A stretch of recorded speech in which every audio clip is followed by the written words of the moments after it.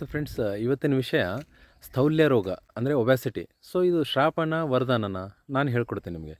ಇದು ಆ್ಯಕ್ಚುಲಿ ನೀವು ಸ್ಥೌಲ್ಯ ಯಾರು ದಪ್ಪಗಿರ್ತಾರೆ ಅವ್ರು ನೋಡಿ ದೇಹದಲ್ಲಿ ಅವ್ರಿಗೆ ಭಾಳ ಒಳ್ಳೆಯ ಲಕ್ಷಣಗಳಿರ್ತವೆ. ಆ್ಯಕ್ಚುಲಿ ಇದು ನನ್ನ ಪ್ರಕಾರ ವರದಾನನೇ. ಯಾಕಂತ ಹೇಳಿದ್ರೆ ನಿದ್ದೆ ಚೆನ್ನಾಗಿರುತ್ತೆ ಅವ್ರಿಗೆ, ಯಾವ ಜಾಯಿಂಟ್ ಪೇನ್, ಏನು ಸಯಾಟಿಕ ಏನೂ ಪ್ರಾಬ್ಲಮ್ ಇರೋದಿಲ್ಲ, ಬಹಳ ಶಕ್ತಿ ಇರುತ್ತೆ ದೇಹದಲ್ಲಿ.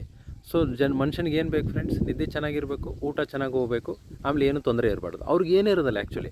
ಬಟ್ ಆಯುರ್ವೇದ ಪ್ರಕಾರ ಏನು ಹೇಳಿದ್ದಾರೆ, ಇದಕ್ಕೆ ಅಷ್ಟನಿಂದಿತ ಪುರುಷ ಅಂತ ಹೇಳಿದ್ದಾರೆ. ಯಾಕಂತ ಹೇಳಿದ್ರೆ ಇವರು ಮೆಂಟಲಿ ಫಿಸಿಕಲ್ ಆ್ಯಕ್ಟಿವಿಟಿ ಇರಲಾರ್ದ ಕಾರಣ ಇವ್ರಿಗೆ ಕಾರ್ಡಿಯೋವ್ಯಾಸ್ಕ್ಯುಲರ್ ರಿಸ್ಕ್ಸ್ ಆಗಲಿ, ಹಾರ್ಟ್ ಅಟ್ಯಾಕ್ ಈ ಥರ ಆಗಲಿ, ಆಮೇಲೆ ಶುಗರ್ ಬರೋದಾಗಲಿ, ಜಾಯಿಂಟ್ ಪೇನ್ ಬರೋದಾಗಲಿ ಕಾಮನ್ ಇರುತ್ತೆ.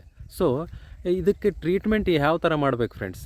ಆ್ಯಕ್ಚುಲಿ ಇದು ನೀವು ಎರಡು ಥರ ನೋಡ್ಬೇಕು. ಇದಕ್ಕೆ ಆನುವಂಶಿಕವಾಗಿ ಬಂದಿದೆನಾ ಅಥವಾ ಲೈಫ್ ಸ್ಟೈಲ್ ಪ್ರಾಬ್ಲಮ್ ಅಂದರೆ ಅನ್ಹೆಲ್ದಿ ಫುಡ್ಡು ಮಾಡಿಬಿಟ್ಟು ಕಫ ಜಾಸ್ತಿ, ಫ್ಯಾಟ್ ಜಾಸ್ತಿ ಆಗೋ ಊಟಗಳನ್ನು ಮಾಡಿಬಿಟ್ಟು ಈ ಥರ ಬಂದಿದ್ದನ್ನು ನೋಡಬೇಕು. ಆನುವಂಶಿಕವಾಗಿ ಬಂದಿರೋ ರೋಗಗಳಿಗೆ ನೀವು ಏನು ಮಾಡೋಕ್ಕೆ ಹೋದರೂ ಅದು ನಿಮಗೆ ಬಗ್ಗಲ್ಲ ಫ್ರೆಂಡ್ಸ್. ವಾಪಸ್ ವೇಟ್ ಬರುತ್ತೆ, ಇಲ್ಲ ಬೇರೆ ರೋಗ ಬಂದಿರುತ್ತೆ ಅವ್ರಿಗೆ. ಫಾರ್ ಎಕ್ಸಾಂಪಲ್ ನಿದ್ದೆ ಕಡಿಮೆ ಆಗಿರುತ್ತೆ, ಜಾಯಿಂಟ್ ಪೇನ್ ಜಾಸ್ತಿ ಆಗಿಬಿಟ್ಟಿರುತ್ತೆ, ನೀವು ಅನ್ನೆಸರಿ ಟ್ರೀಟ್ಮೆಂಟ್ ಕೊಟ್ಟರೆ. ಬಟ್ ಅದು ಅನ್ಹೆಲ್ದಿ ಲೈಫ್ ಸ್ಟೈಲಿಂದ ಬಂದಿದ್ದರೆ ಡೆಫಿನೆಟಾಗಿ ನೀವು ಅವ್ರಿಗೆ ಹೆಲ್ಪ್ ಮಾಡ್ಬೋದು. ಯಾಕಂತ ಹೇಳಿದ್ರೆ ಅವ್ರ ದೇಹದಲ್ಲಿ ಕಫದ ಪ್ರಭಾವ ಜಾಸ್ತಿ ಆಗಿಬಿಟ್ಟು ಮೇಧಧಾತು ವೃದ್ಧಿ ಆಗಿರುತ್ತೆ.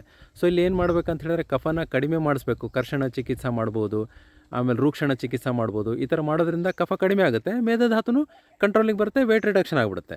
ಬಟ್ ಅದು ಆನುವಂಶಿಕವಾಗಿ ಬಂದಿರುತ್ತೆ ಅಂತ ಹೇಳಿದ್ರೆ ಅದು ಏನು ಮಾಡಿದ್ರೂ ನಿಮಗೆ ಕಂಟ್ರೋಲ್ ಆಗಲ್ಲ ಫ್ರೆಂಡ್ಸ್. ಅದಕ್ಕೆ ಅದು ಅನ್ನೆಸೆಸರಿ ನೀವು ಮಾಡಿಬಿಟ್ಟು ಅವ್ರಿಗೆ ರೋಗಗಳನ್ನು ತರಿಸ್ಬಾರ್ದು. ಸೊ ಇದು ಆಯುರ್ವೇದದಲ್ಲಿ ಇದಕ್ಕೆ ಕೆಲವು ರೆಮಿಡೀಸ್ ಹೇಳಿದ್ದಾನೆ.